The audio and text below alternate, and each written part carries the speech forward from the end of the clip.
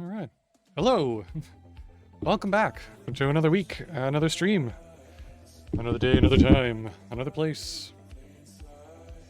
We're working on making an Asteroids clone in Haskell. Of course, we've been doing this for a few weeks now, and we got some ship movement going. And we're just getting little pew-pew bullets in place for all of that stuff. And that's what we're gonna do this week. So, yeah, I think a thing I realized about the performance is that, one, this is running over an X server, but two, it's also we're running in with the fast option here, so it means we're not compiling with any optimizations at all, fully interpreted. So it's going to be a little bit. So yeah, we'll work on an FPS counter at some point too, later on perhaps. But for now, let's get those bullets working. Yeah. Woo. All right, let's quit out. Bring our project. Welcome back. As always, of course, while I'm doing these streams, feel free to jump in with any questions you have, Haskell related or otherwise. I'm always happy to answer questions, slow down, dig into things, what have you. It's all about learning on this channel and on this stream, so that's what we're here for. I build stuff so that I may show you, dear streamer, watcher, viewer. That's what we do here. So, yeah. First things first. Asteroids game. So last week we talked a little bit about how we're gonna set up the bullets, and I was like, hey, there's this thing called premature pessimization, choosing a list, choosing the right data structure at the right time in your project is not necessarily premature optimization. It's just choosing the thing that isn't going to have the worst performance. So sometimes though, you gotta do what you gotta do, and you're just prototyping, so you want to hack away on something. But I'm going to change this over to a vector for the bullets, I think. Because we're going to want to keep a limited number of bullets on at a time, right? And so we don't have to keep checking, iterating through the entire list to get rid of the last bullet off the end and append one to the beginning and all that. We'd like some O1 operations because we're going to be cycling through the objects through this vector quite a bit. Or the other pattern we can do is we can just fill it, fill the vector with these bullets, and then only do update passes on them. So when they're active, we can start updating them, or we can skip over them, that kind of thing. And that way we just initialize them once, and then we can just change them as needed. Of course, we're doing this all in pure code right now, so that's all going to be non-mutable vectors. Are going to be pure vectors, and probably not super efficient for this use case anyway. So I'm gonna just check if I've got the package containers. Well, I've got vector. That's good. That's what we need. Okay.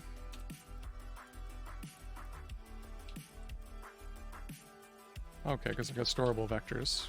Nice, nice. The storable vectors are the serializable ones. That's very good. I don't really need serializable vectors. I'll import qualified vector as v. Oh, I already got a v. That's vec.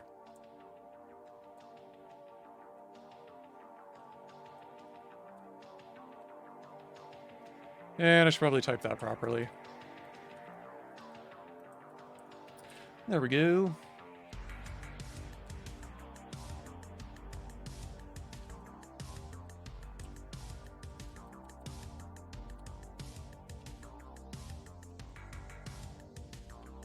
And we'll make a vector of some data. Some data. What do we need? We need... Let's just do it. Just call the bullet.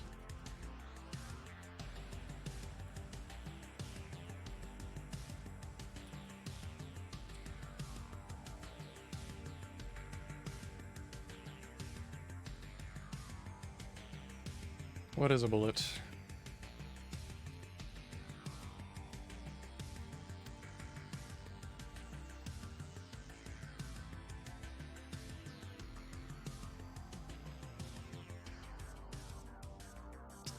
See, how do we want to represent this? We can put records into our vector.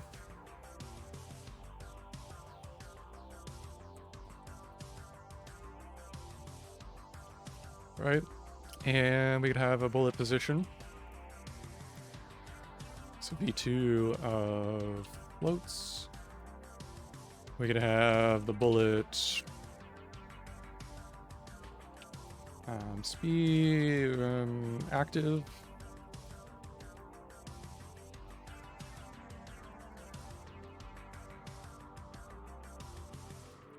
What else are we gonna need? We're gonna need bullet position. We're gonna need bullet velocity and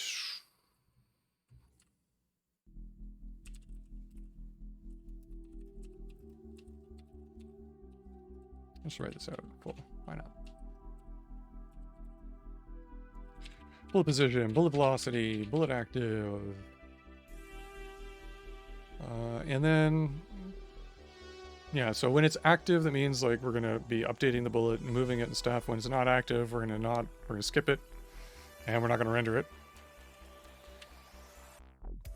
I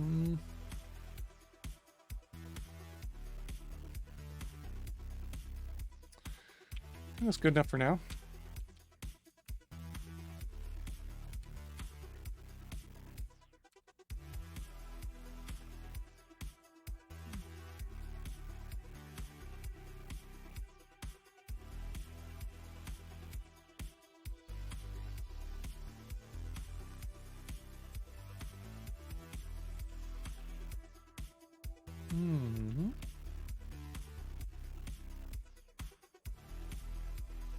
Isn't it not data till vector?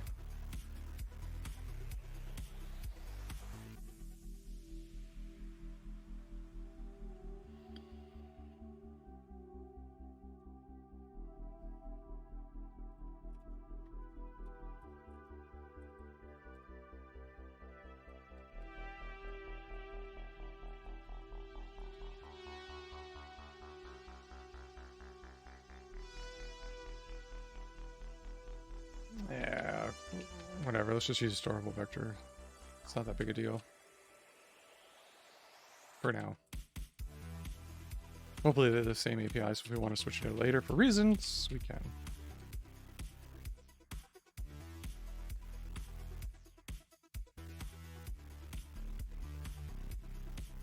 Nice in the sense code.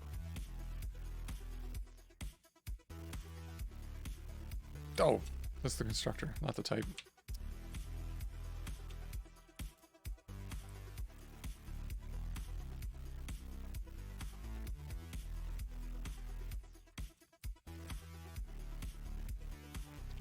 Ha ha ha ha ha.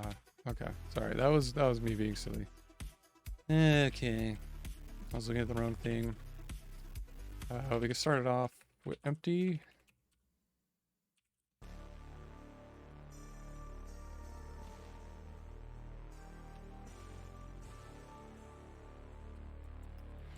And we need a couple of base classes here. EQ and show, of course, as always. Well, because we're using storable, now we need storable all over the place for our types.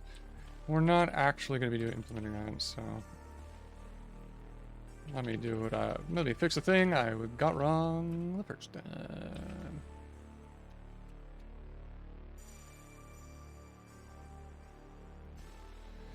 So this will be vec.vector. And this down here will be vec.empty.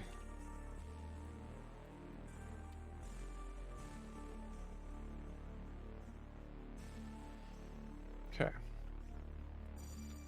Next.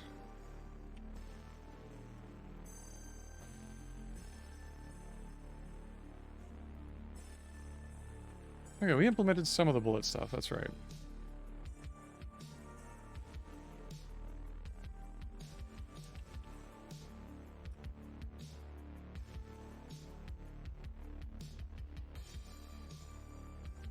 Actually, let's do the initialization stuff first. Let's not initialize it to empty. Let's try this with initializing it with like a full... some number of bullets that we're going to show on the screen at some point, at any point in time.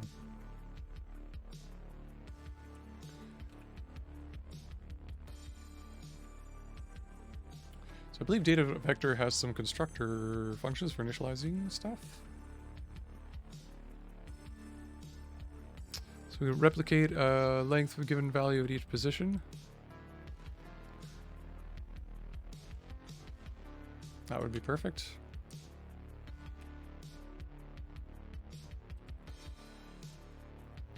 And we'll give it empty bullet, initial bullet.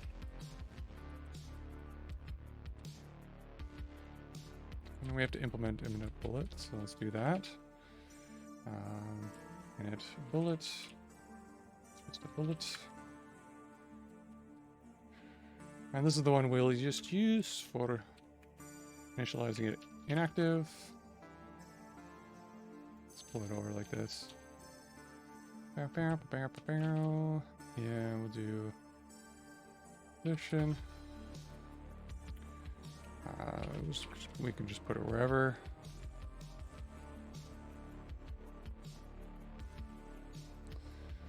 Velocity again.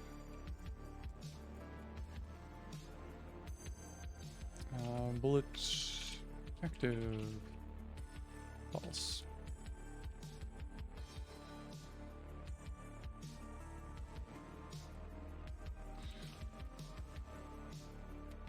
Okay. So the idea here is that we initialize the vector to, a replicate needs a certain number of bullets to initialize it to. Let's say, I don't know, 15. All right, so the idea is that with these bullets, we'll only ever need to render 15. Like there's never going to be a point in time in the game space, because it's pretty limited in size and scope, where we're going to need more than 15 of them, right? And so once a bullet is shot out, we'll keep updating it until some point in the future, right? And we'll have like a max kind of timer on it, right? So maybe we need like a timer thing so that we can, every time we go to update it, we update it a step, and then after a certain number of steps, we deactivate the bullet and say, like, okay, if it didn't hit anything, just deactivate it. That way we don't have bullets flying around all over the place covering up the screen until there's no space left. And we just don't need to keep that many bullets all on the screen at once. So we'll do that. We'll say 15 will be our hard-coded magic number. Maybe we want to increase that because we want to play around with it.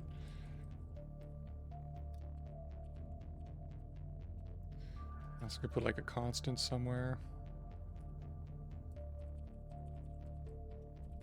Max bullets. We'll say 15. That way we can kind of remove that magic number there.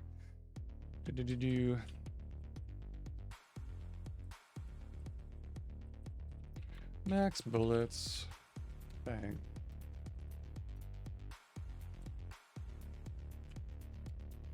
Okay. So how do we fire one then?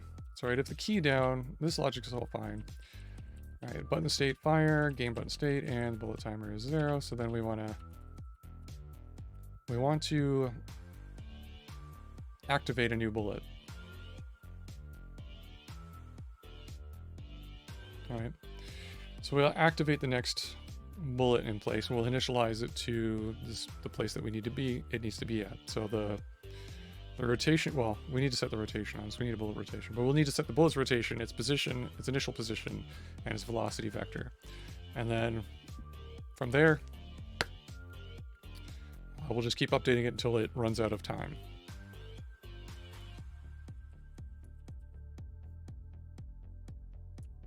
All right, so we'll activate one if we can. All right, if this is held down and the vector's full, they're all active, right, we'll just deactivate the oldest one and reactivate it and just reinitialize it. So I'm going to write that down. In Asteroids 2.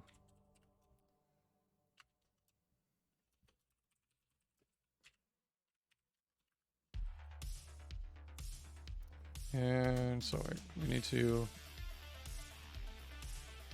update key press, update firing.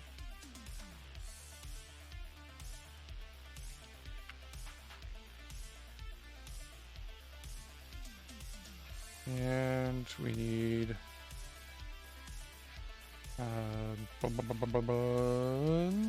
update bullets, the update loop.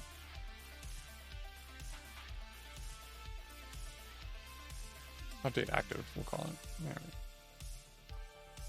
Right, so update firing.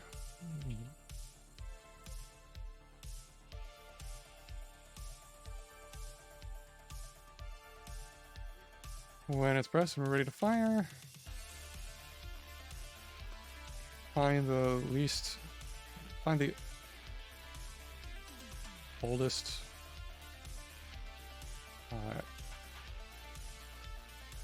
find the first inactive bullet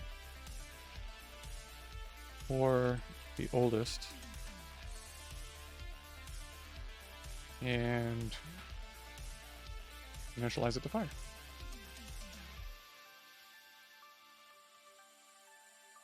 And then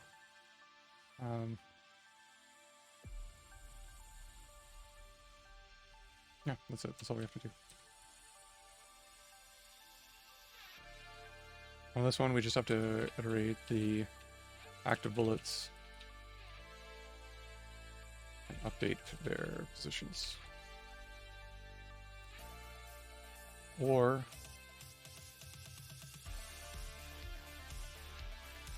we also have to kill any bullets that have timed out.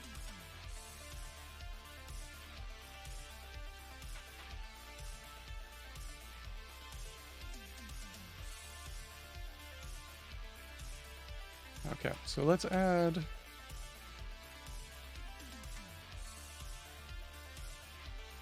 there's bullet timer and bullet timer max. That's for the bullet firing rate. Bullet life max.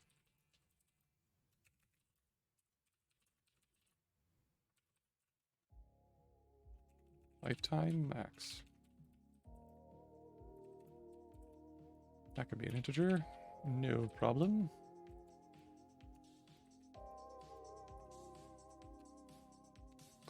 Okay. So, when we're firing,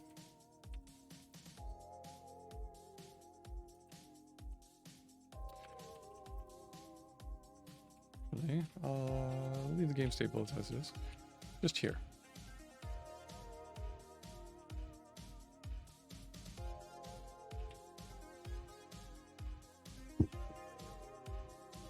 So we just have to initialize the next bullet to fire. Then we're going to update the bullets again to do all the part 2, update all the active ones. And then we're good.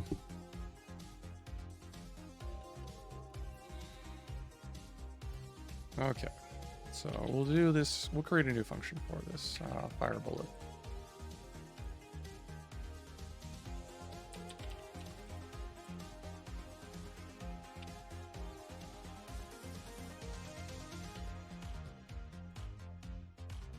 Okay.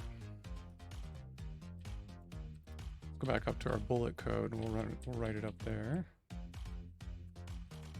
Fire bullet.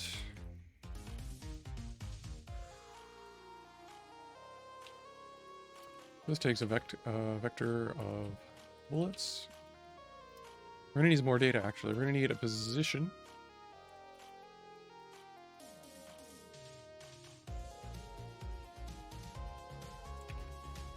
Maybe we'll put those first. I need a v2 float. That's position. We need a v2 float of the velocity.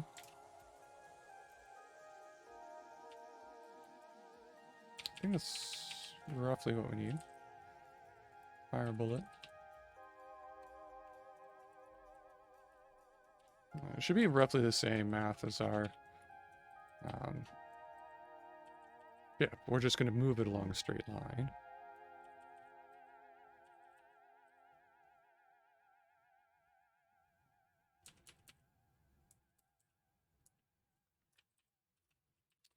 So where do we do that? Again, an update, acceleration. We do need the rotation of the bullet.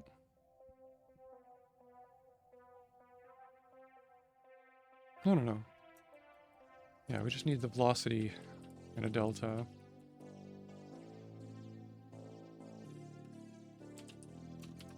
And the bullet acceleration, maybe. We basically need these formulas here. Oh, but in order to compute the acceleration, we can put that as a constant.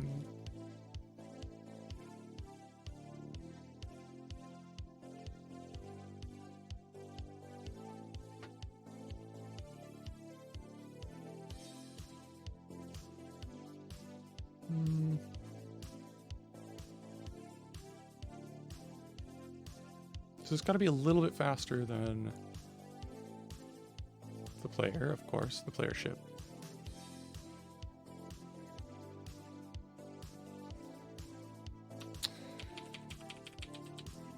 Yeah, we might need actually all of these for the bullets.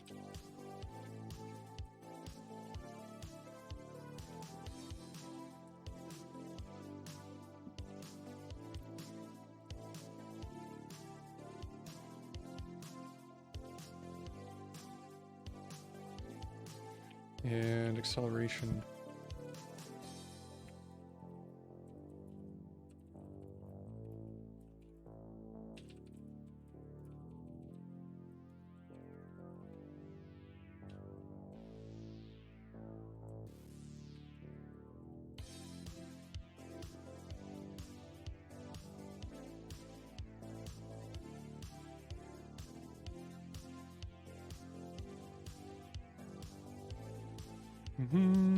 Okay.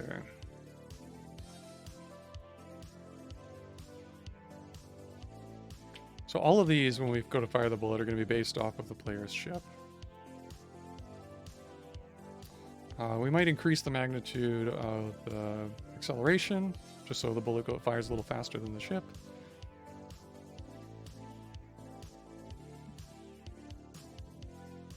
But it's arcade physics, so we're not going to go for any kind of like realistic, like explosion pushback type stuff or anything like that.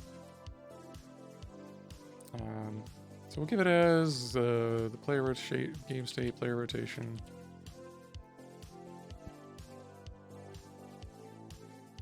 The game state, player position, roughly. I might have to offset that a little bit when we go to fire the bullet. And the game state, player acceleration. And the game state, player velocity.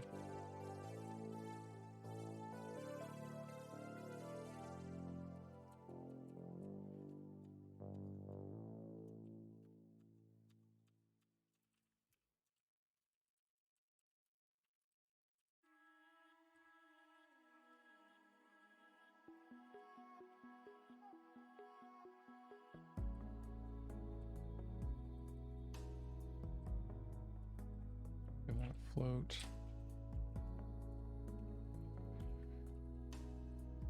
Three vectors. Or vectors. Linear vectors. So many vectors flying around. Oh my. Okay. So that'll be the rotation, the position, acceleration, the velocity.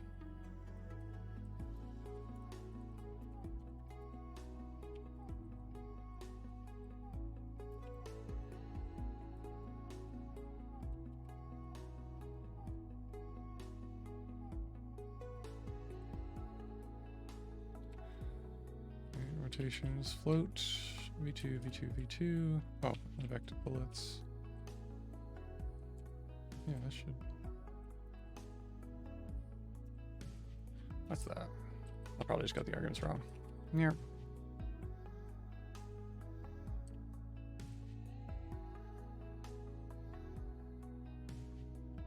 Oh, I was giving it 5 arguments. I missed one. Okay.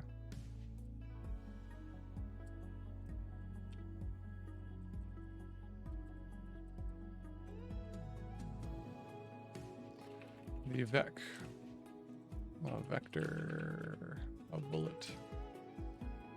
And then it returns the updated state of that. Okay, let's pull that over a little bit. A little more readable. There we go. There's our fire bullet stuff. Okay.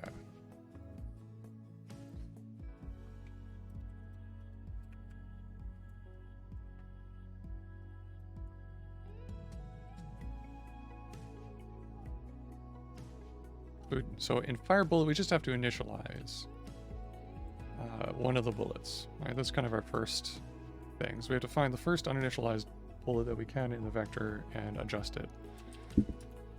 Otherwise, we'll take the oldest.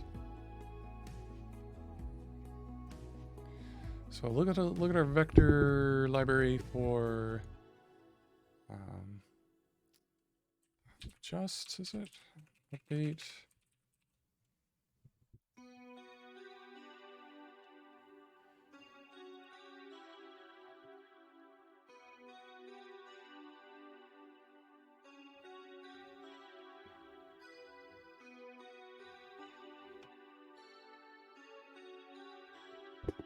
So this allows us to update several indices at once. Not quite what I'm looking for.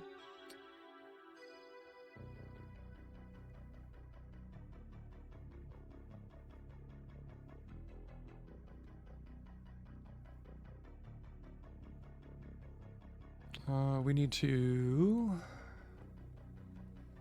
I guess we have to find the index ourselves and then do this update stuff.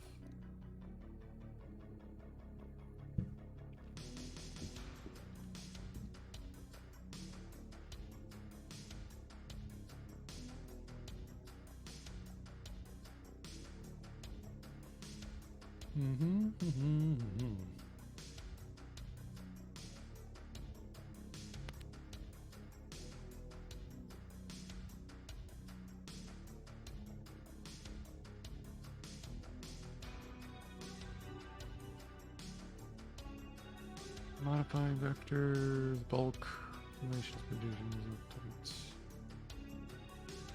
Element-wise. Indexed.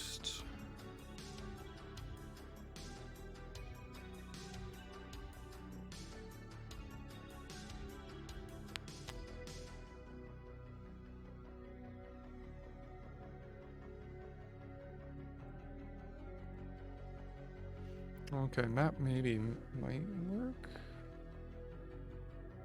But how we wouldn't know if we updated one or all of them.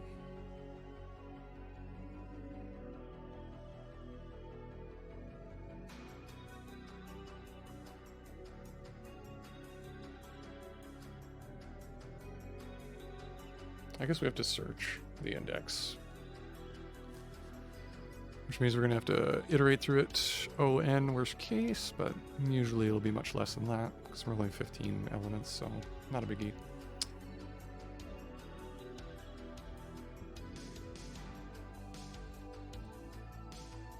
Okay, so then if we write our predicate just right, we can find index, which will yield us the first element, and nothing if it doesn't exist.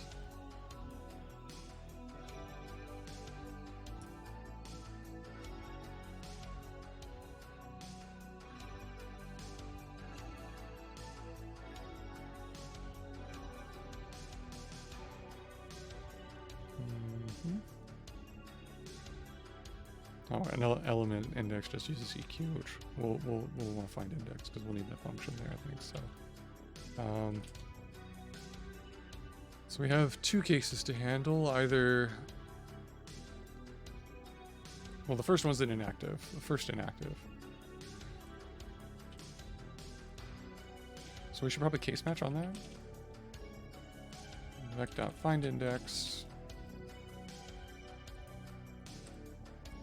Inactive bullet.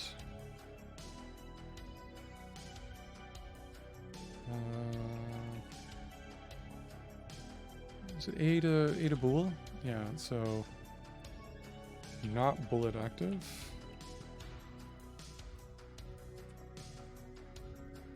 In bullets. Right?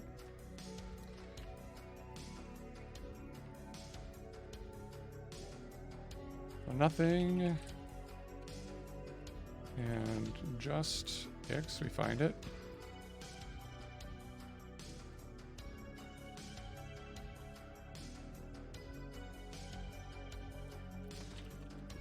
And those are the two cases. So if we don't find it, we have to try and find the oldest one.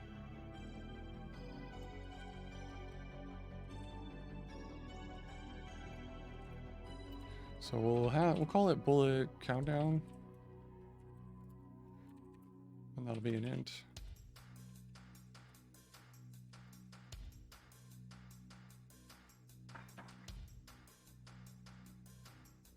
That one, this won't be sorted.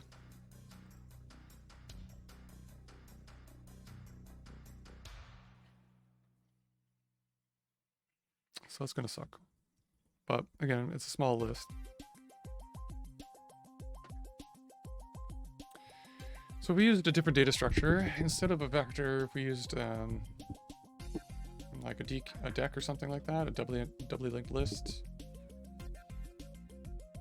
We could enqueue items on either end of it and just pop off the old ones. That way the lifetime of them will be kept in the structure itself. First in, first out kind of thing. So this probably isn't the right way to go.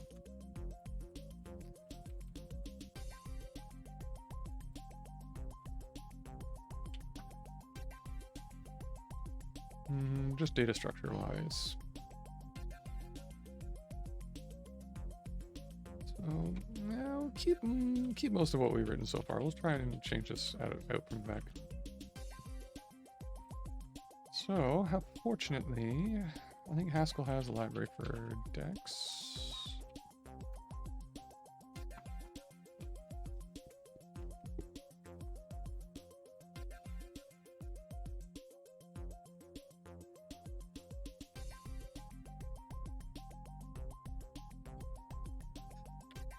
And this one we won't have to initialize it with our bullet records. We can just push them on, pop them off as needed.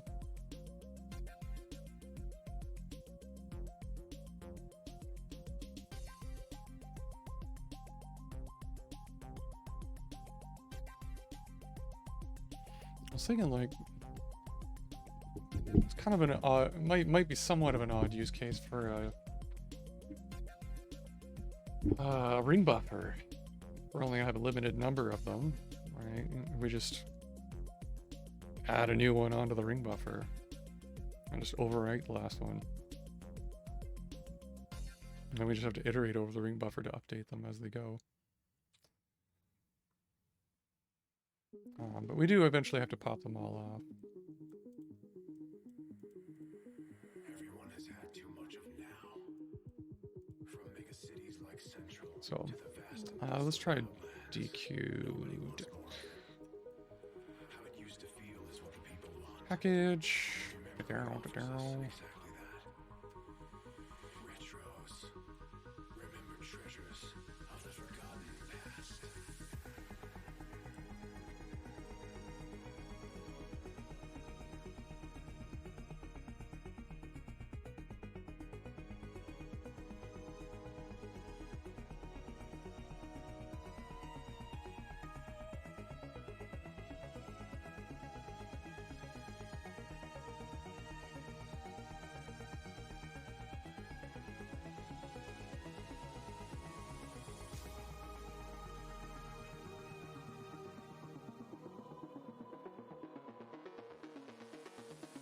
Ooh, couldn't find it. Retros.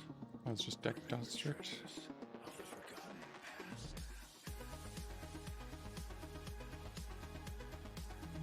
Alright, it's just duck.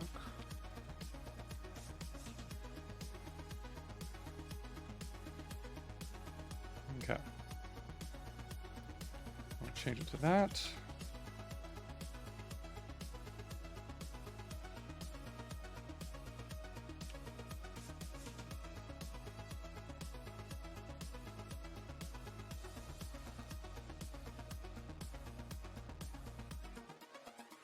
Retros.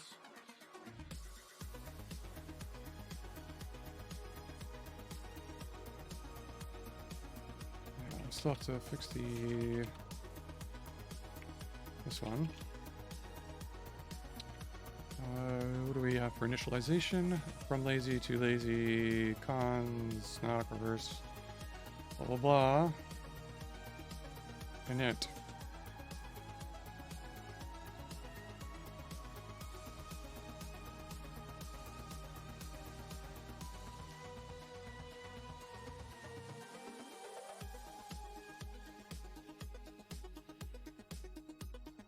What do I want from lists?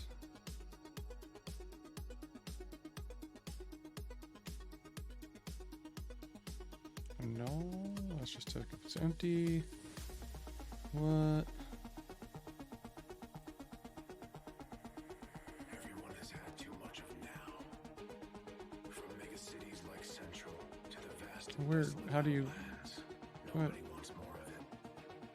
How it used to feel is what the people want. I guess it's does it have an MMT? I guess it's got MMT. Retros. Remembered treasures of the forgotten past.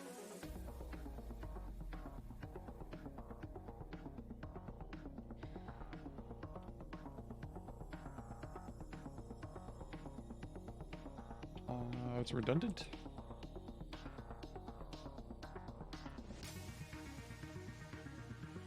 Retros. I guess it's strict by default. Remembered treasures of the forgotten past.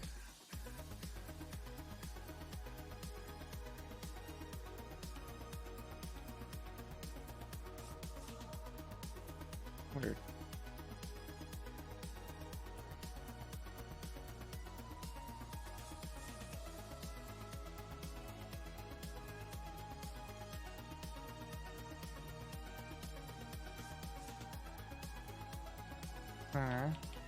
Anyway.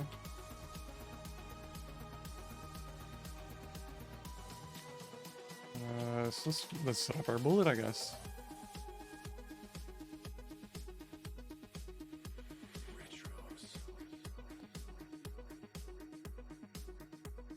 P2 0.0.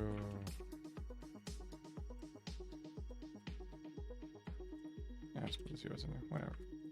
Bullet. Rotation.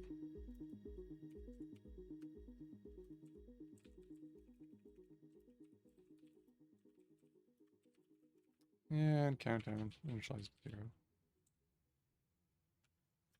Or we can. No, are we max? We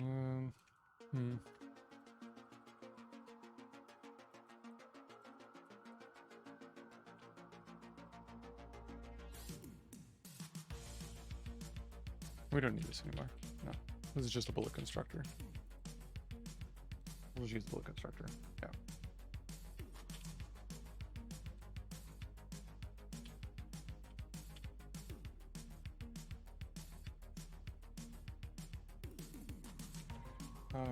Bullet time, lifetime max.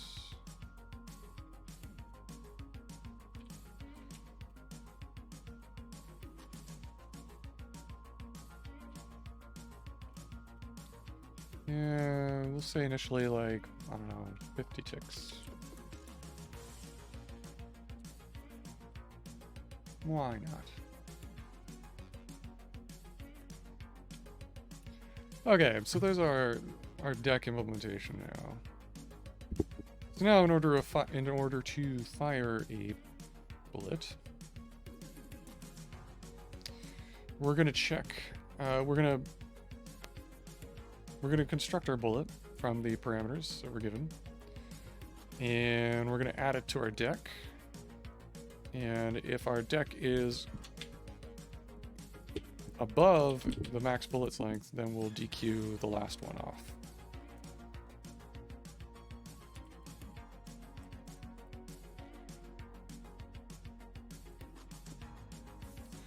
All right, and then we can do the update part, which is similar. We'll get to that. Okay. So, in order to do that, let's do the construction of the bullet.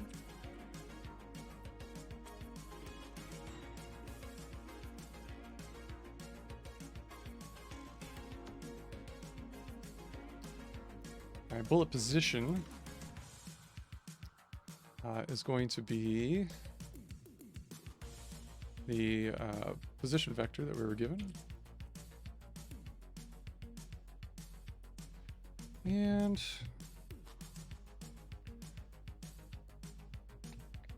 I think we can add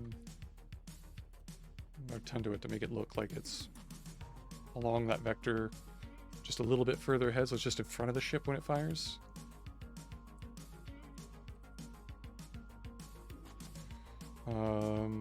Velocity will be our,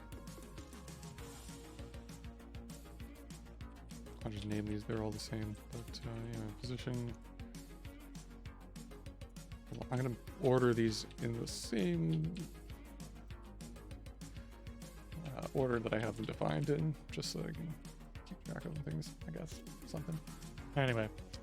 Velocity is the next field, so we need to initialize, so let's just do velocity.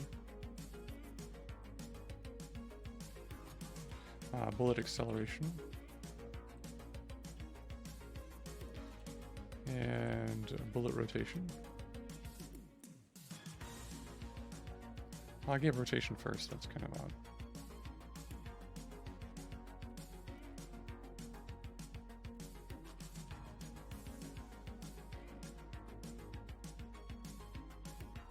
There.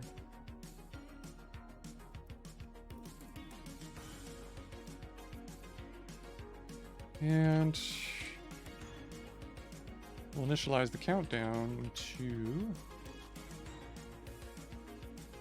we need to pass in the lifetime max.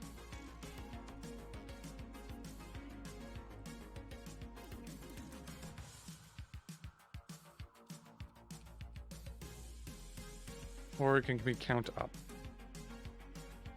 So we don't have to pass that in every time. Let's do it as count up.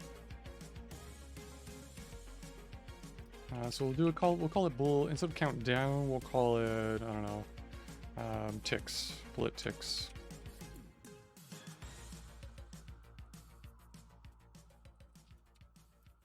That's really what it is. Right? No problem. Super simple. Bullet ticks will start at 0. We've been alive for 0 ticks so far. And bullet active is true. Although we won't really need this active flag in this design. Because we will just DQ the bullets we don't want anymore.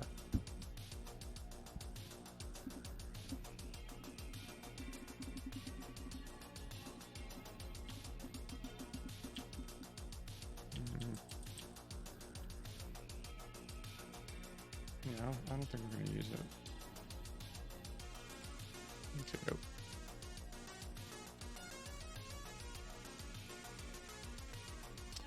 Okay, so there's our bullet initialized the way we want. And then we just enqueue it onto the front of our thing. So let's actually do bullets prime.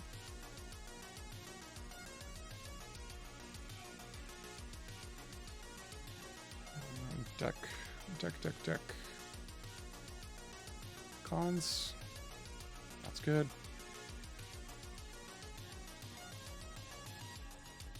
So we then bullet d.cons bullets.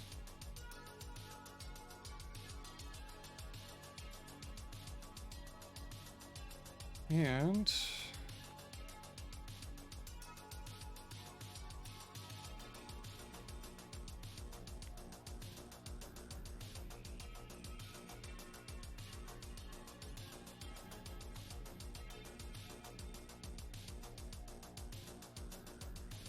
oh, we could just take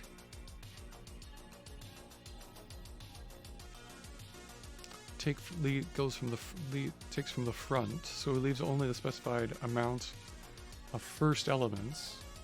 So if we take up to 15 and the deck is 16, that means we drop the 16th one and keep the 15, which is kind of what we want. So let's do that.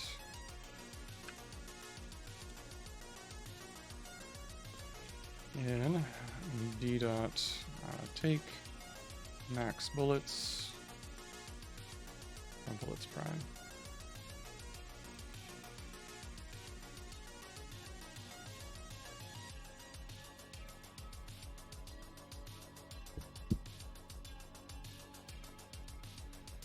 And then we just gotta fix the last couple of typos because we moved around some of this stuff.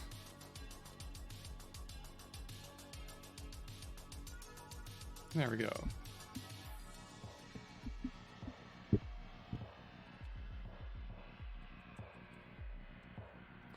So now when we call fire bullet, it initializes our bullet.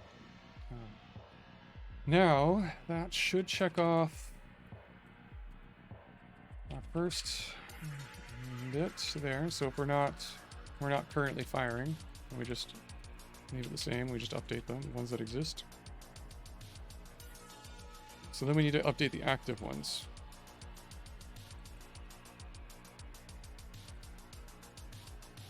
So we'll have a function for that.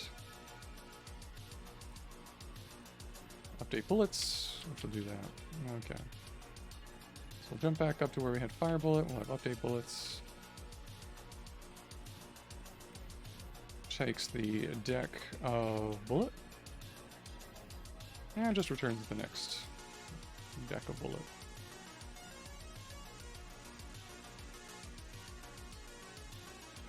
Super sneezy. I don't know why it's sneezy, but it is. It's a new word for cool.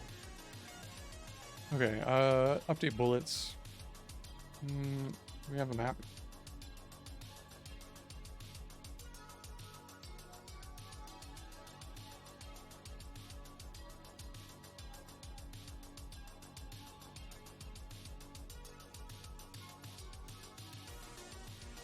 I don't have a map. Let's go, no.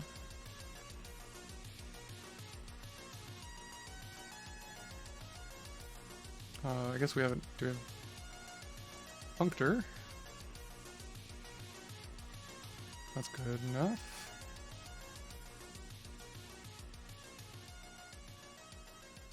Okay, so we fmap over our deck, basically, our update function.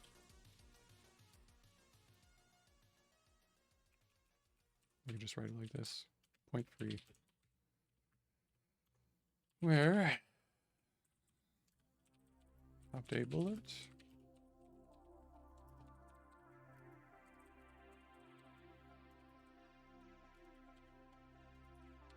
Okay. So updating a bullet, we basically need the same formulas that we've used for updating the player's position, as mentioned at the beginning of this. So that is down here.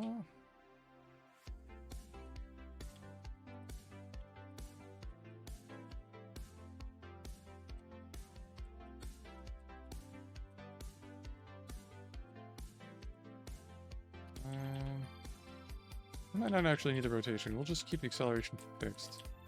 We might make it like we did with position, just kind of increase it a little bit. But we do need to update the position and velocity.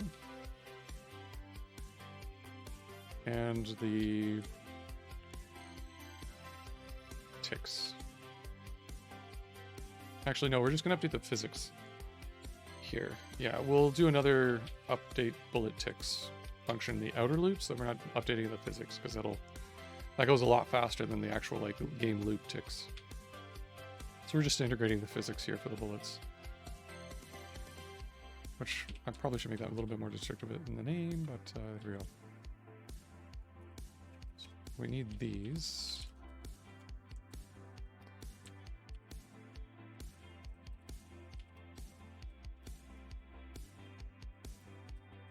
So we need the bullet position.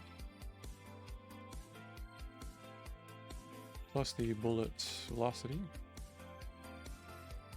And then for the new velocity, we need the bullet velocity plus bullet acceleration.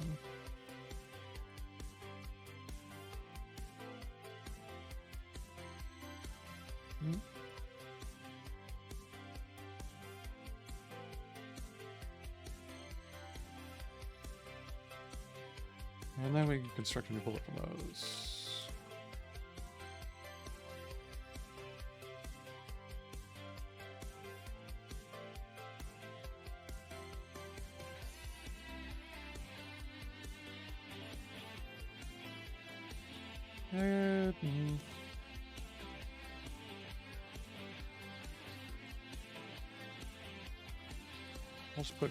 I'll pull it in like this. So we can just use the record update syntax here. Because we're only updating the two fields, really.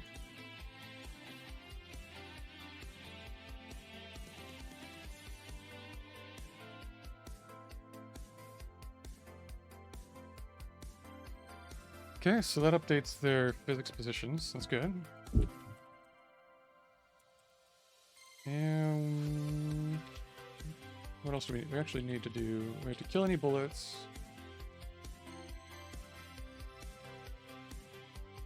That have outlived their usefulness. So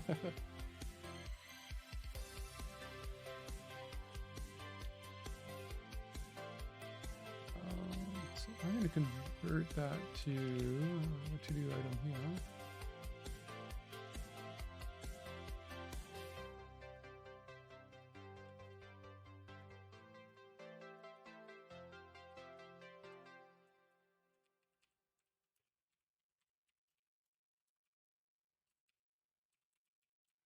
Okay.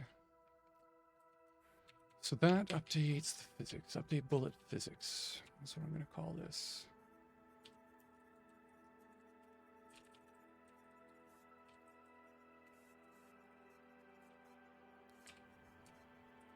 I'm going to make a type error. Update bullet physics.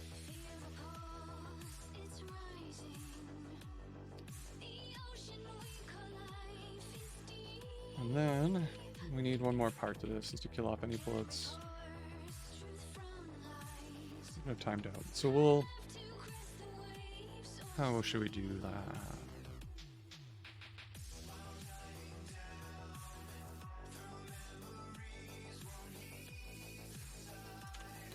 Take. That's what we should do. Take while.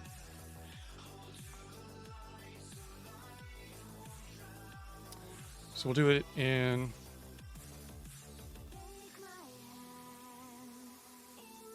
Is there one where we could...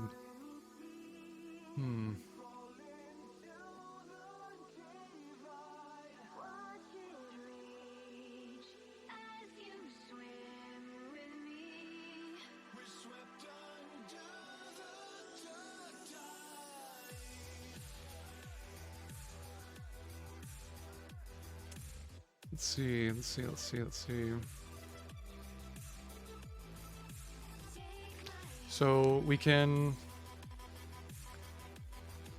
we might have to do, I wanted to do this in one pass over the deck, which is to update all the counters, and if we encounter one, then we drop it. We don't keep it.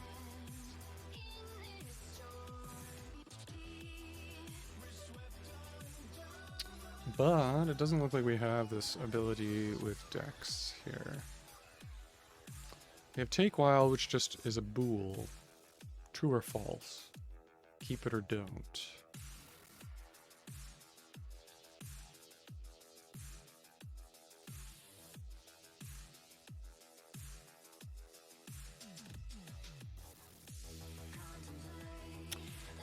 If we... Ooh, here's one we could do. We could initialize the bullet with the tick it was created on. Because we will know what the tick is. We could know what the... We could ask the caller to tell us what the current tick is. And we can get that from the game state. And then we'll clear out anyone's... We'll only... Yeah, then we can turn that into a true or false predicate. We could say, like, is it older than blah, blah, blah. And if it is, false. Otherwise, true. Yeah, that'll be how we do that. So, instead of bullet ticks, we'll call it bullet tick.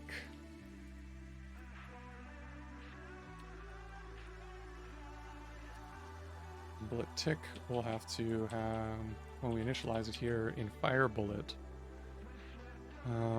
we're going to need that.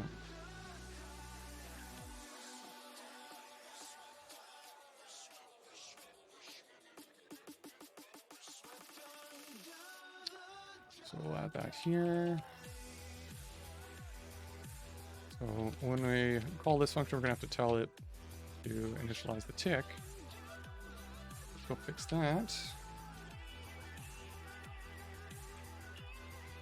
Game state,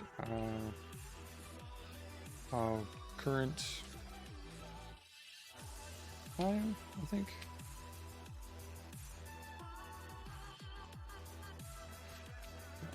I don't know. Game state ticks.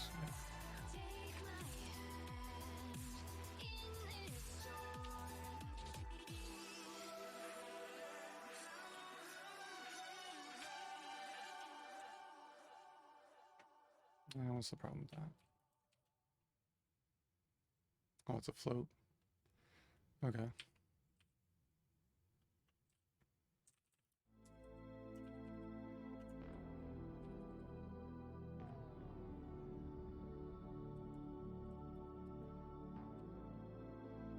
Yeah, we could convert it.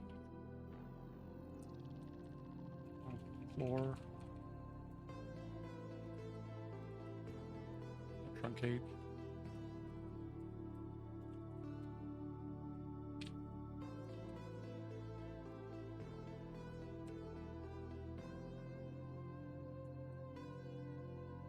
Okay, that'll work. That'll hopefully work better.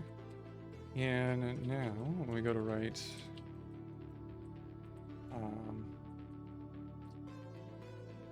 our next one, update bullet, age, filter bullets, AGO bullets,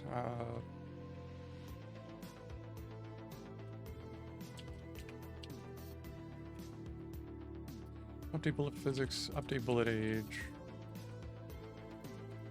I guess is the gist of it.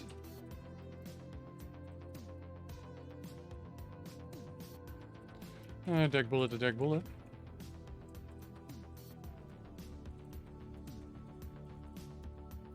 And we'll do another F map where we update bullet. Oh no, we're gonna do the take wild bit. So this actually has to take our int.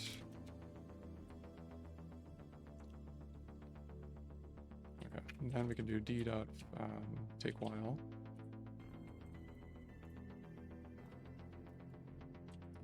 Active, young enough. Take while young. Bullets. That'll be that. Sure.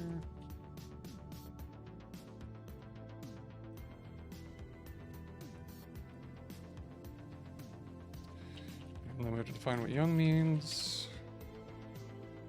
That's going to be a bullet to true, to boolean. All right.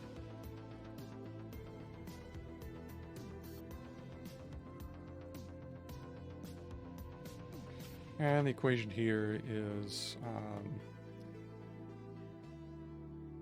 current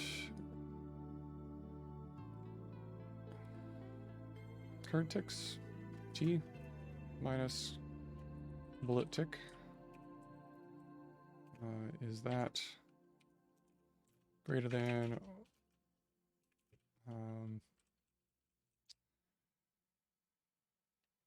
I'm gonna have to make this a constant, I guess, here.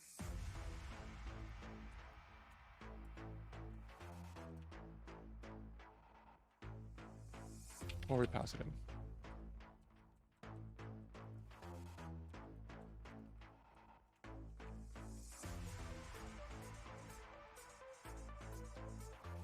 Max bullet age.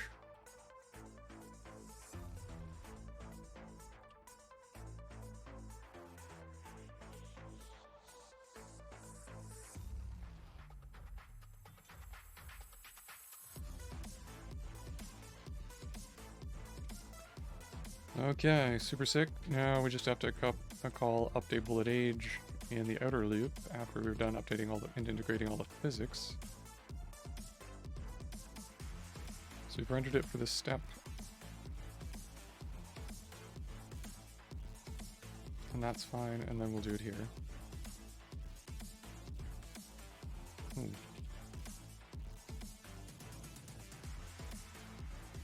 I guess we'll do it here.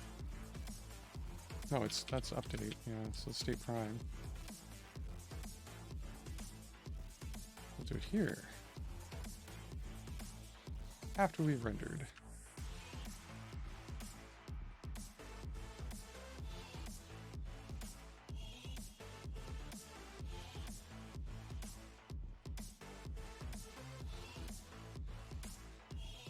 Update bullet age.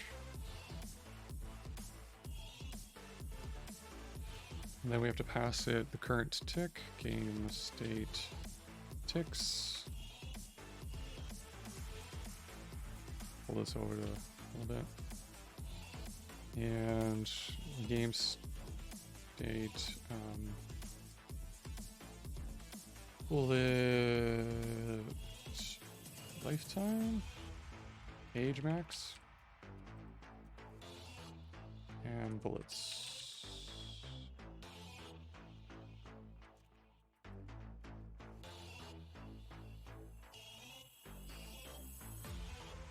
I have to pull it in from bullets from state prime.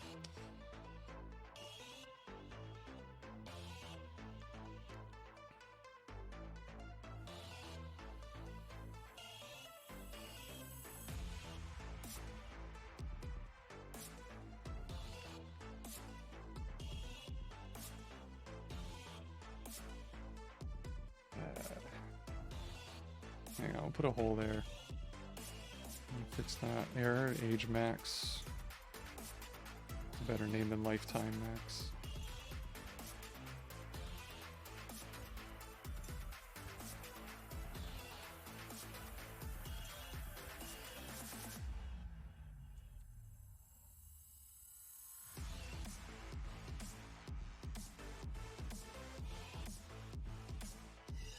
Let's align that back up. There we go.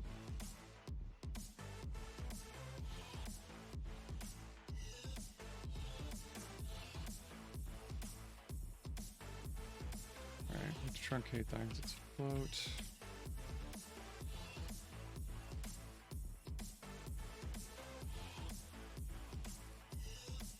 Okay. And then we just have to get a deck of bullets back out of the game state again. But we need it state. We need it from the state prime, not that other one. But we can't use that function here because of record wildcards. So helpful.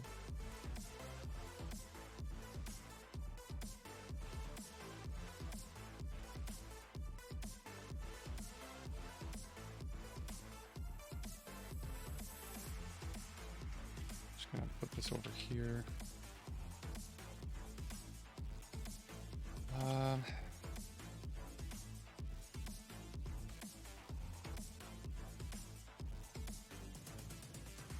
Well, if we update bullet age and we pass in the whole game state, we don't have to pass these in as parameters, and we can get around this problem.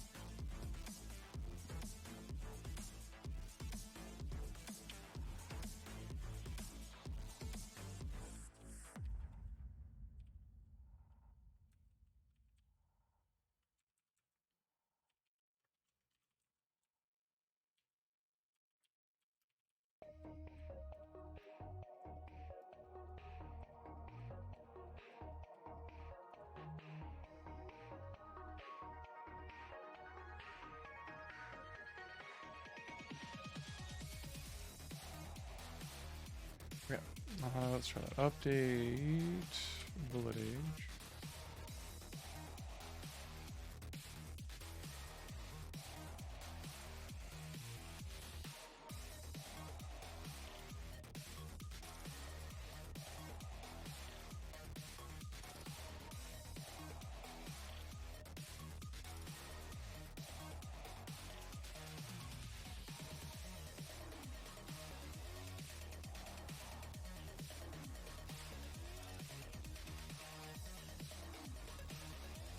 Okay, so that is still relevant, but we're gonna have to move it around a little bit.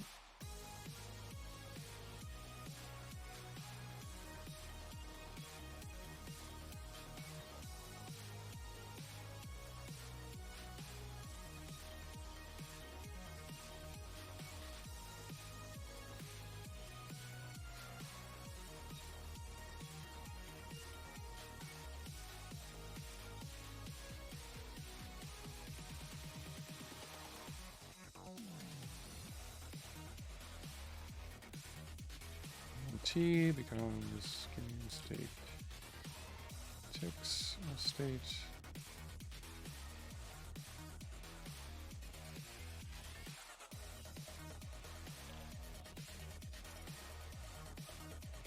Max bullet age becomes game state max bullet max age max state.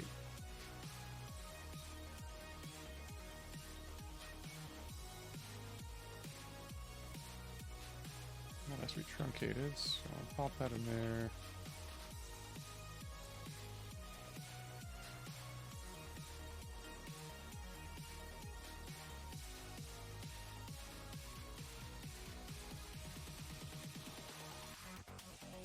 Okay. Good.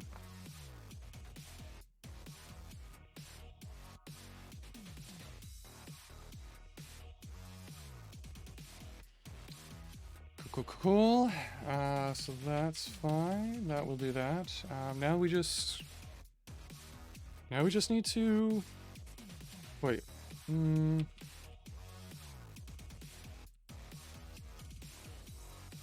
Yeah, no, that's fine. So then we just need to render them.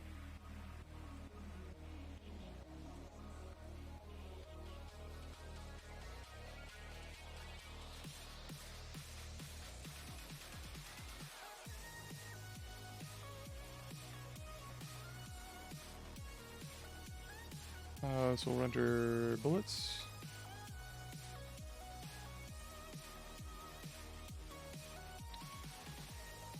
Game state and bullets. Be fine. And then we have to implement that. And we'll do that after all the ship drawing code.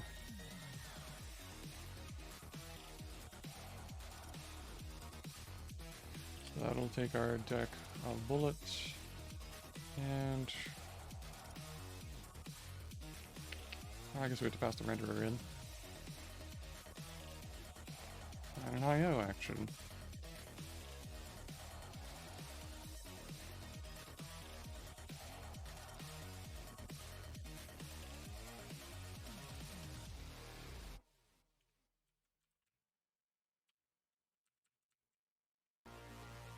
Super.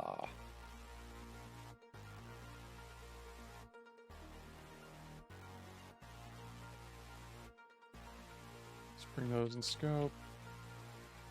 What do we need to do to render a bullet? We need to enumerate our deck.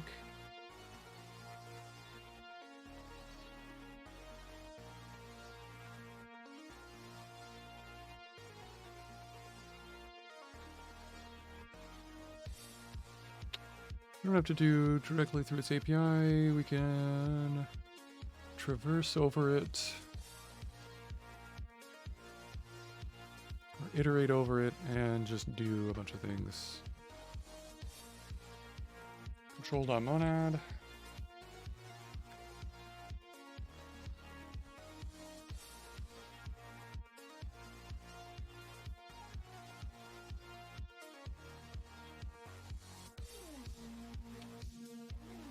I think we have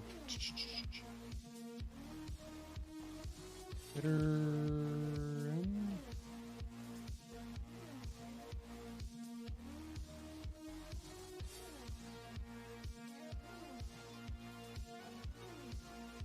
Or 4M, yeah.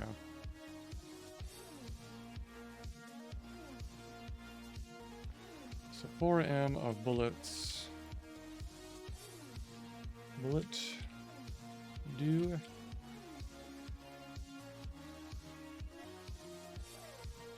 There. We'll get the bullet components out with record wildcards.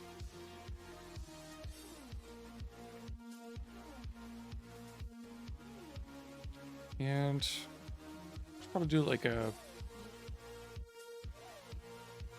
Well, let's do like just a square, a rect, because that's easiest right now. Rects, render rects.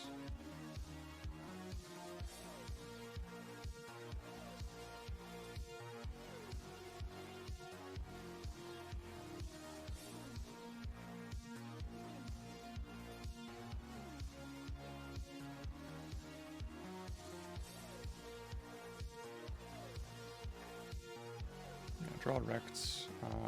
Let's just construct a vector of them. Or fill rects, that's probably what we really want there. Okay.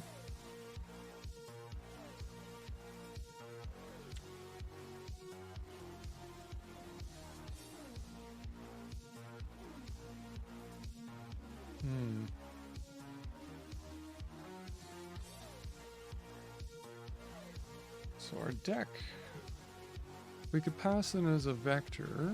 We can change our deck.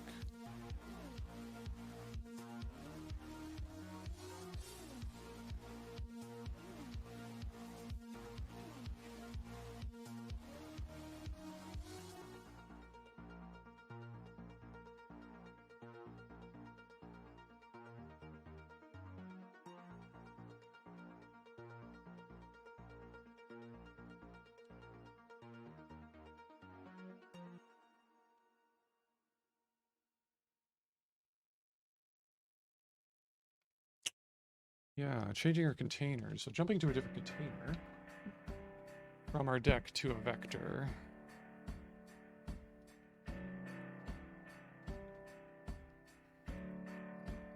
A vector has the right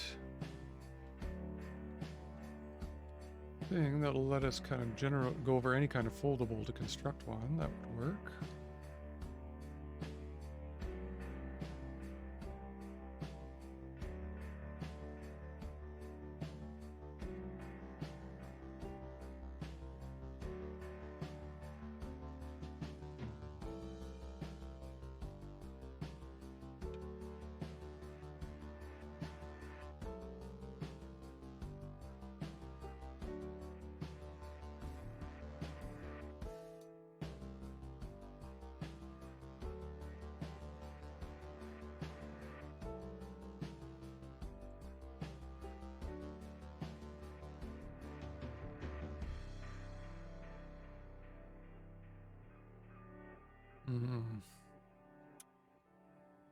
Pain in the butt to do.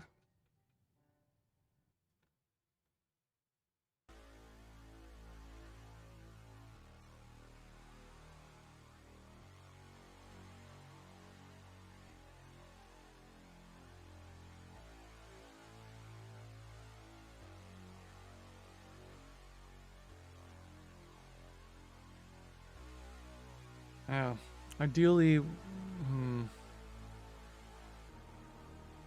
ideally we'd only have to do this once. We could just mutate the vector of rects as neat and render as needed. But constructing them or just doing this one draw call at a time. Yeah, let's just make it work. One draw call at a time. Not ideal, but fine. Get it going first.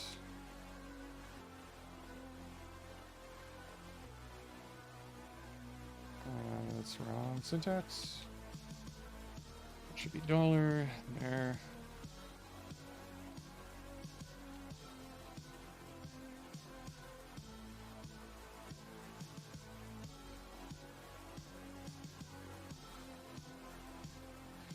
Okay. Draw rect, fill rect, fill rect.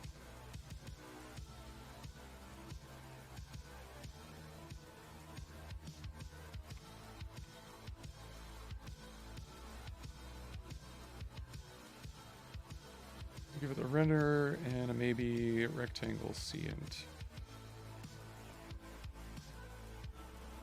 And we gotta set the drawing color. Okay. So we'll fill rect renderer just direct. How do we construct a rectangle again? Is it just a type alias?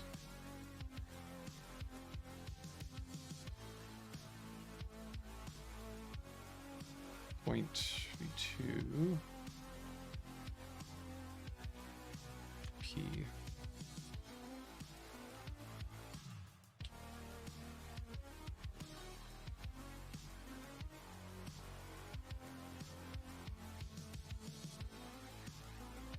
And then a v2 of, let's make the bullets pretty small, like 2 by 2.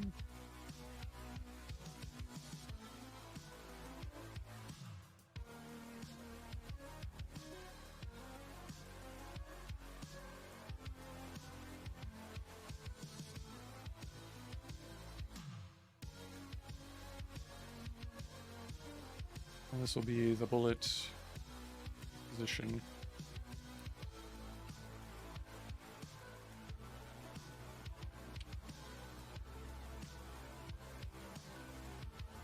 Leave that to that.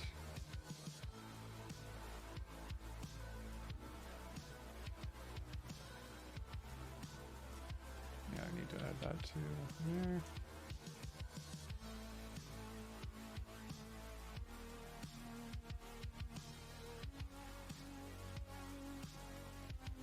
Oh, fill rect, what did I do?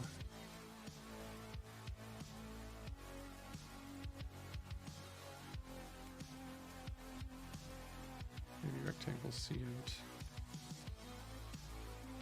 You're upset with me because it's rectangle float. Okay.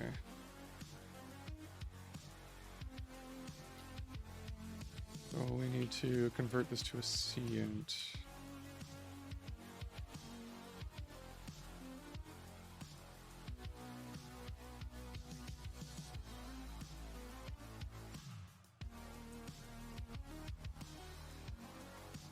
Duplicate them.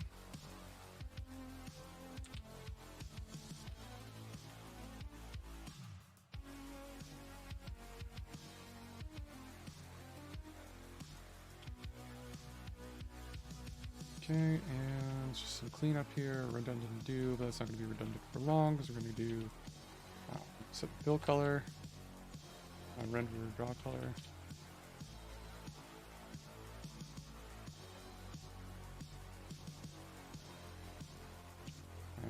the player ship's green. Let's make them red.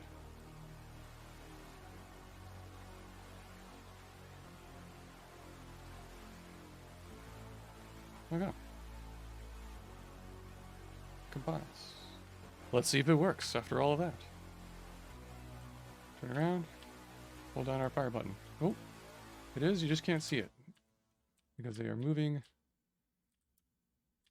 really, really funnily.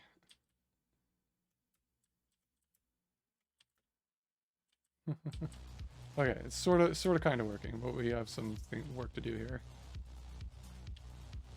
I'm gonna make them a bit bigger just so we can see them on the stream. So bullet size. We'll make them something silly like 10.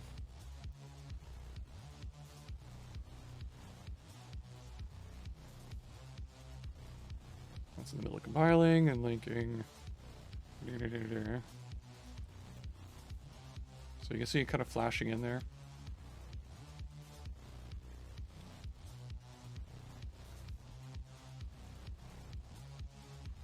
So not quite what we want.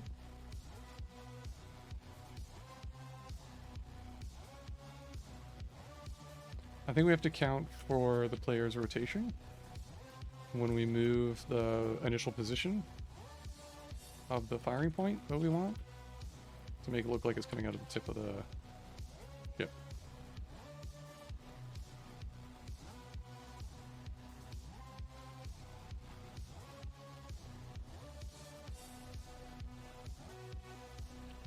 Alright, so when we initialize the bullet,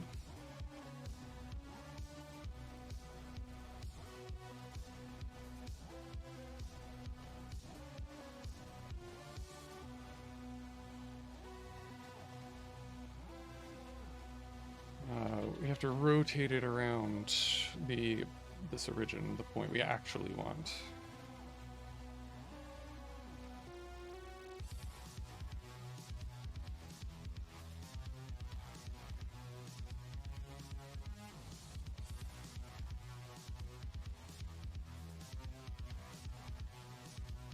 So, let's see.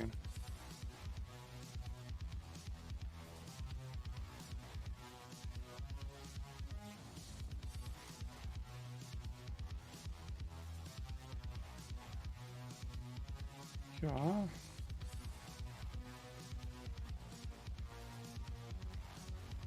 Rotate origin.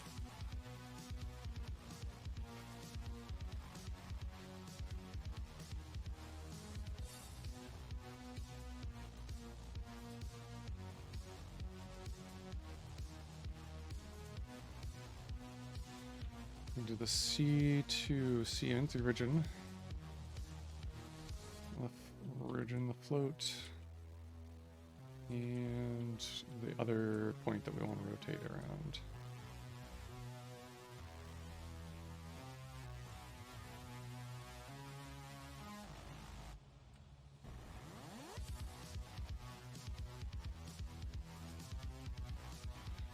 Okay.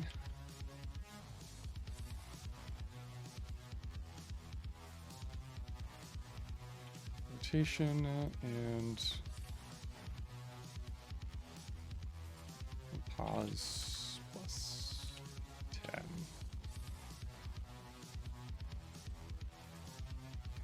That's in floats. Yeah.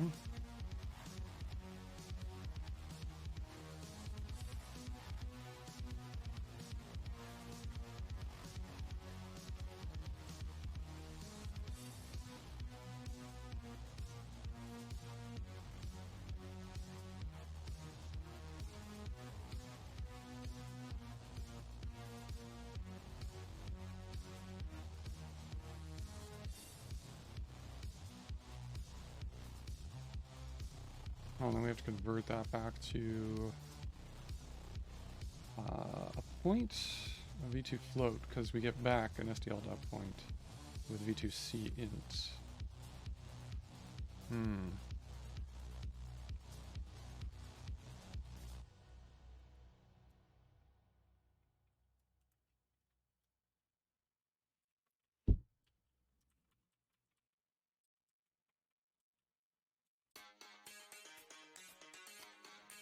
see. We can sloppily pattern match out the P to get that vector. And then we can F-map something onto the V from integral. That's hacky and gross, but maybe it'll work.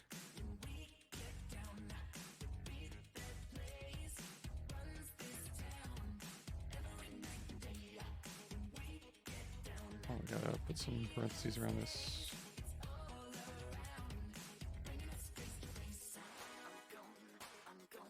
Yeah, I gotta put this inside here. There we go.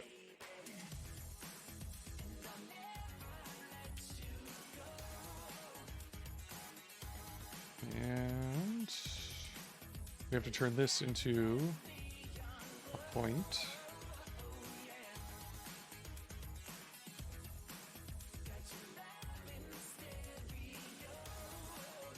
Sorry. Which means actually I didn't quite want to do that. I did want to put the too many parentheses there.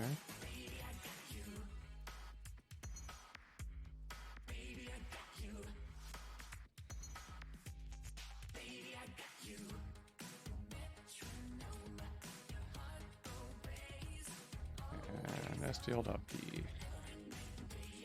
That work?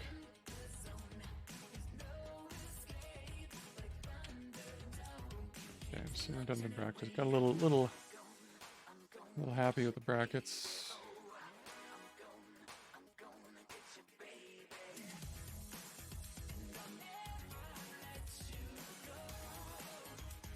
Apparently not.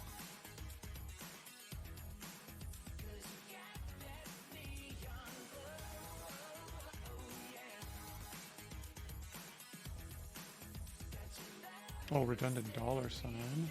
And where's the redundant bracket? All around a rotate region.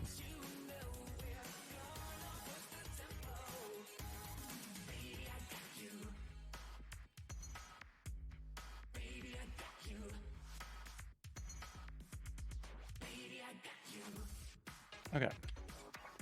So hopefully, when we rerun this, we'll see the bullets rotating with our ship a little bit. It is rotating around the region. I think that adding the +10 on the vector is not, it's kind of breaking that.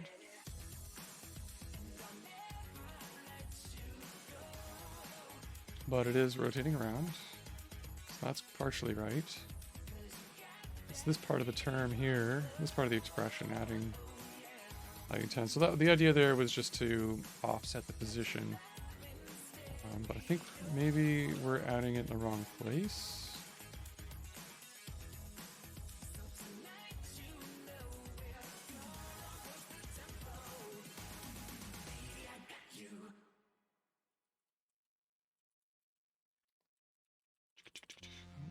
We want to add it here. After we're done rotating it.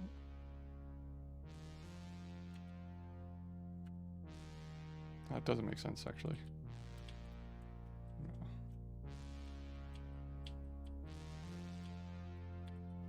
No. Nope, doesn't make sense.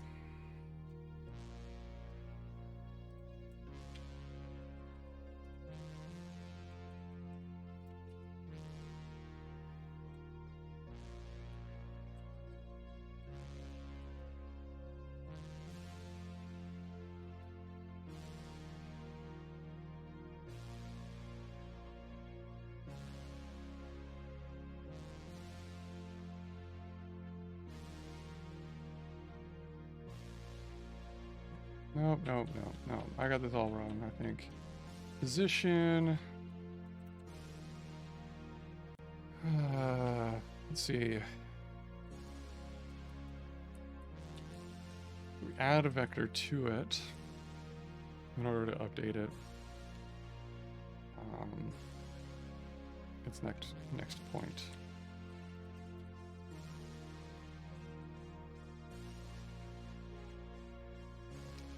velocity is going to be like what we're changing the x and y values to. So we, need to update that.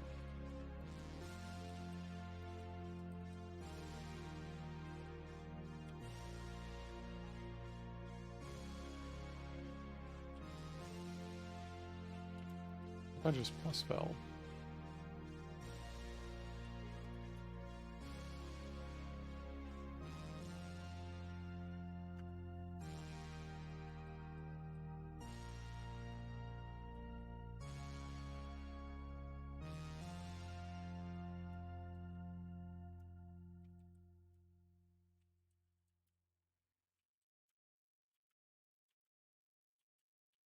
Something like that.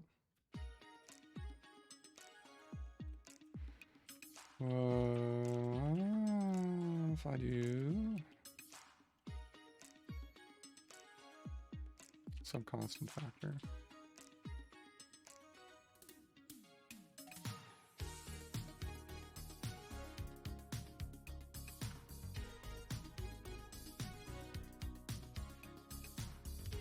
That's just gonna, yeah, offset it from the origin of the ship by some amount.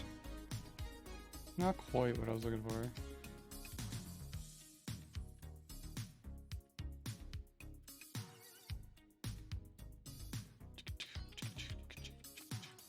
Okay, let's oh shoot, we're running out of time. Okay. Anyways, the bullet, I think it does. I think I was on something with the rotation there. And goodness gracious, it's gotta be, where's my pen? I want my pen.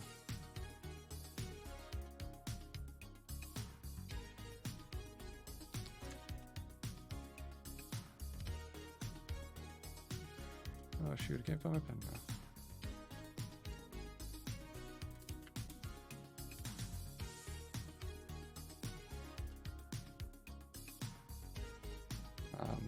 So we want to take the position anyway of like where the player is when we're going to fire the bullet.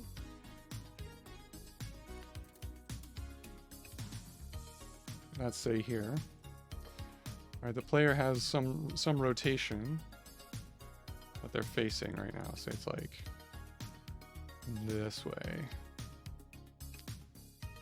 All right, so what we want to do is we want to take our new position that we want to fire from. Alright, I'm just going to start here. Alright, we want to move it out, say, 10 units out. Alright, and then rotate that point around so that it ends up here. Or probably to do it in less operations. Was what I was thinking. What I was trying to think of how to do is the is just to start at this origin and just move our point along our current vector that we're facing. So we put it out here. So its initial position is here when we initialize the bullet. All right, and then the update bullet steps. It just keeps moving that bullet along that vector.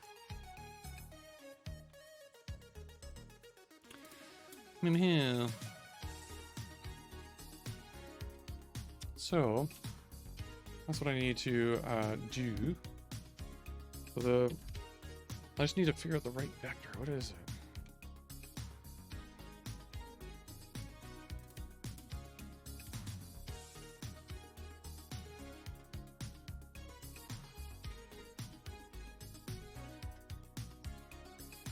Velocity is like how far along each axis you're going. And we initialize that to the player's current velocity, which is probably plot. I wonder if we can normalize that down.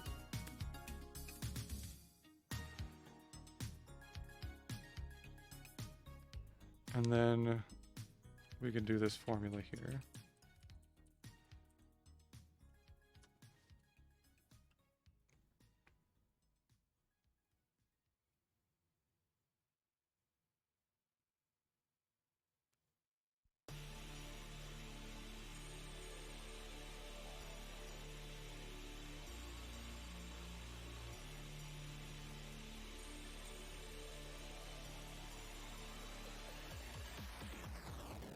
Yeah, we probably don't actually add any acceleration either to the bullet when we're updating the physics.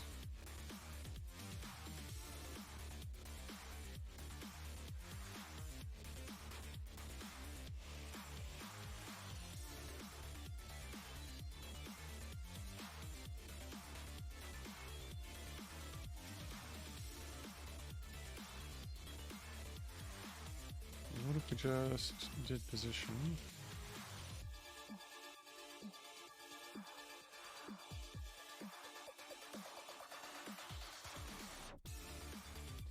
I just did that. That would slow it down a fair bit.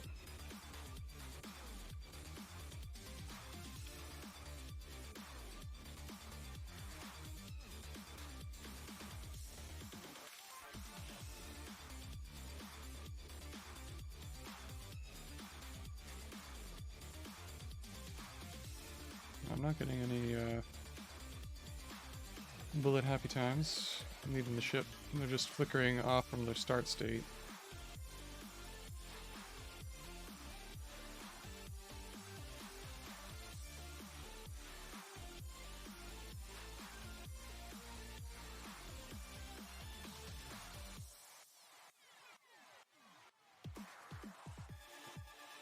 What if we just physically, we just move the bullet position a certain fixed amount?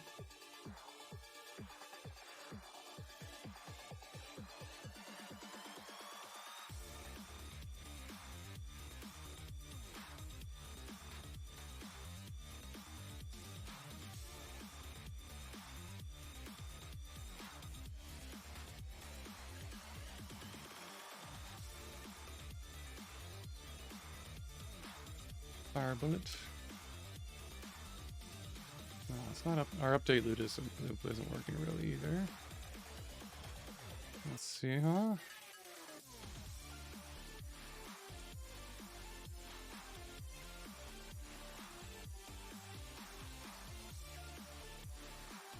Are they not living long enough?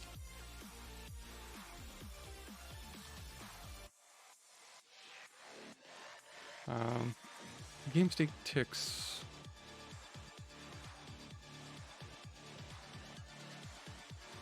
Minus the bullet's starting tick.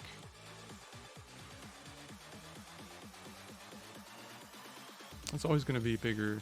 Almost always going to be bigger. Yeah, this is going to grow quite a lot. This is going to stay the same.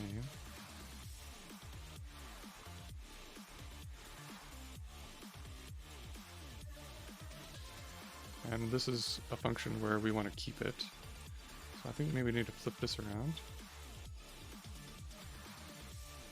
Bam, bam.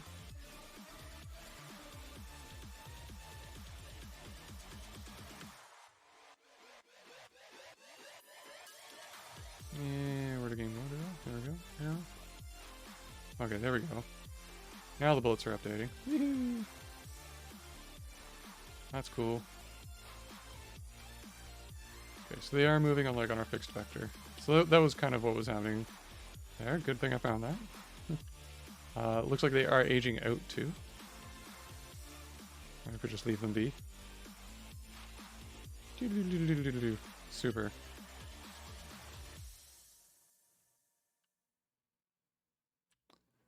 That's kind of fun.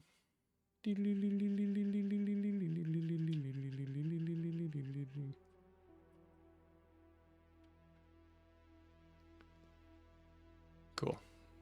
So it does somewhat work. I just got like that was one silly little bug there. That's good. Let's bring back in the velocity.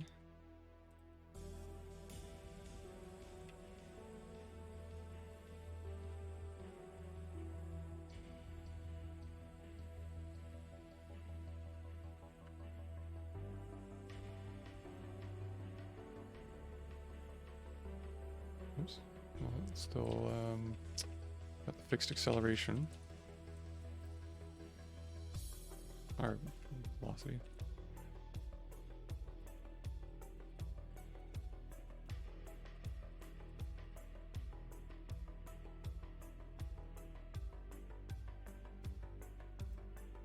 Super.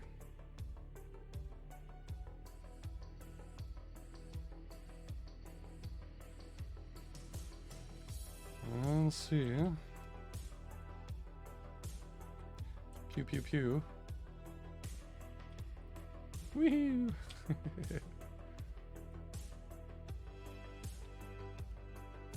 Well, that's fun too, actually. Totally useless, but so we're spawning like in the wrong position to begin with, and then our velocity vector is like influencing the bullets. It's kind of this fun little. When we change our velocity around, it's like it comes wheeling around. Meow.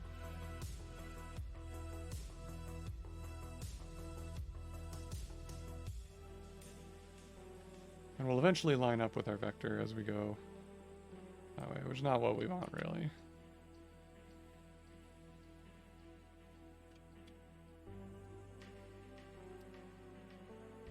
No, we want it based on our rotation. We need to figure out our own vector for the bullets and our own velocity for the bullets. Okay, that should come, again, from the same calculations we have for the ships. Based on the rotation.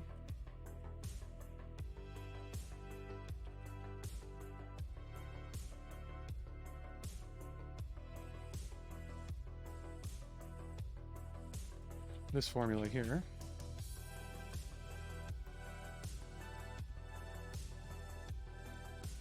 We'll just have like a constant thrust for the bullets, I guess, and no.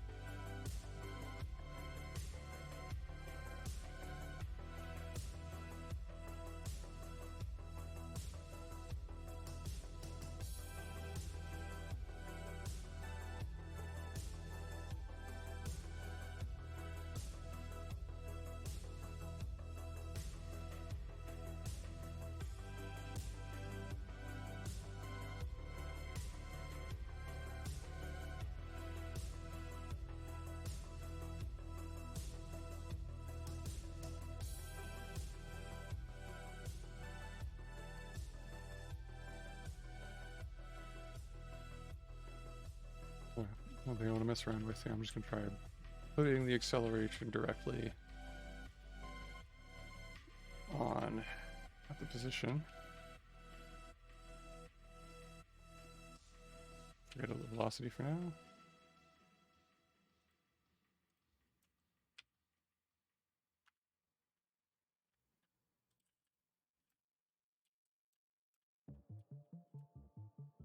So it basically moves as fast as we do.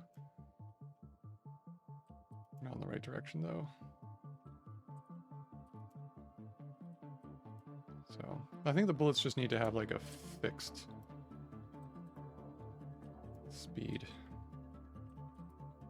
Once we get their angle right, we just move them along that vector at a constant rate.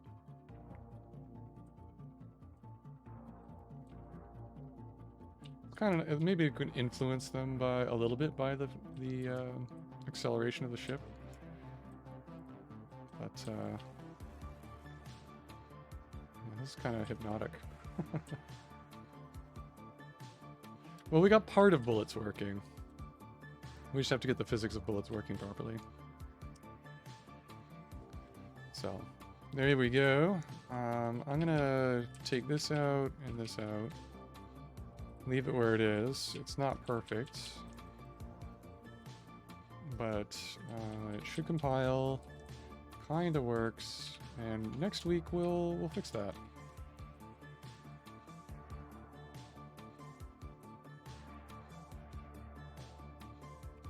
So create a commit. Bullets. The bullet simulation.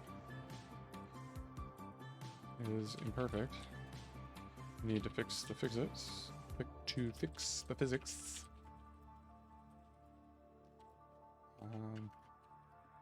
But we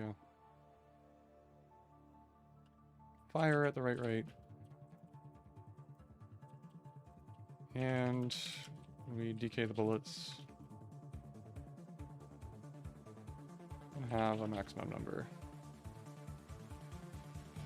on the playfield at any point in time.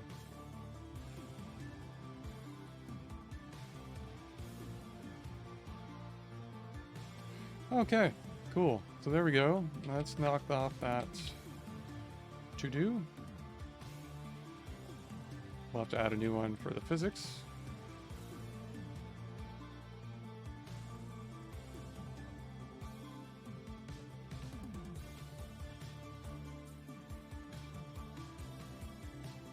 Fix on bullet physics. Physics. And that'll finish off the story for bullets, and then we'll have to do collisions and stuff once we get asteroids going. So this code, if you want to follow along, is living on GitHub. GitHub.com. That's me, I'm Agent Ultra. And this is Asteroids, our little project. Yeah. So if you want to check it out, there you go. We're building an arcade-style game to test out game development and arcade-style games and how well Haskell handles them. My whole end goal with this project was actually to build asteroids, but then maybe build something a little bit more sophisticated, the next level game. I was kind of curious if we can viably build Haskell games that live and can be distributed on Steam, and apparently somebody already beat me to that. So there's a Steam game built in Haskell.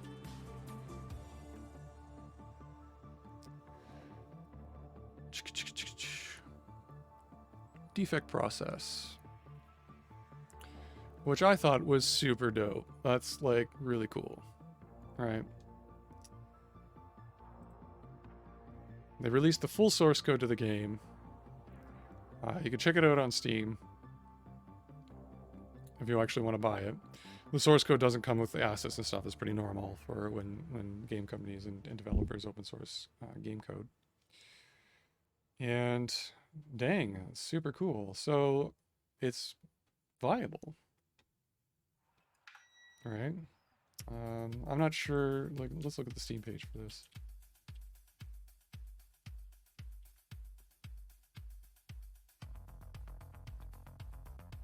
It's even on sale right now if you want to support the developer.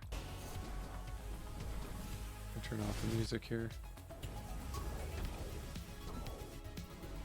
So yeah, arcade game, graphics, decent frame rates. Very, very possible. So the only other thing this leaves question is,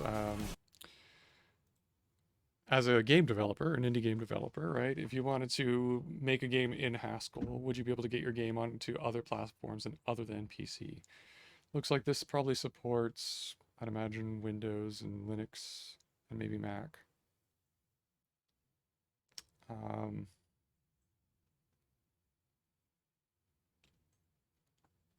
Yeah, Windows at least, Mac, and Steam Linux, yeah. The major PC platforms, but are you going to be able to support PlayStation and consoles, things like that, right? Which probably not, right? Who has spent the time porting the GHC RTS over to those platforms? Could you pay somebody, and how much would they charge to do it, and how long would it take? That kind of stuff, right? So, still quite a few questions to answer, but as a proof of concept, I'm glad that defect process is out there and has shown us that this is definitely a thing. So that gives me more confidence to maybe do my game in this and take that prototype I made for the JS13K competition and kind of up it a little bit and make it a full game. in Haskell. It could be pretty cool. Anywho, that's that. So yeah, check it out there, and we'll see you next week. I usually do these streams at 10 after 8 in the Eastern time zone, and about once a week. If you're on Twitch and you want to like subscribe, follow, do that here. You'll get notifications when I go online, which is super helpful if you're into that sort of thing. Because sometimes I do random other streams when I'm working on other things, and the only other stream related thing is that I'm probably going to be taking a vacation in the next couple of weeks until the new year. So I think we'll do one more stream next week and then probably see where we go from there. So look out for that. If you're on YouTube, you know what to do there. And as always, may your monads always be free and may your types always check. And we'll see you next week. Peace out.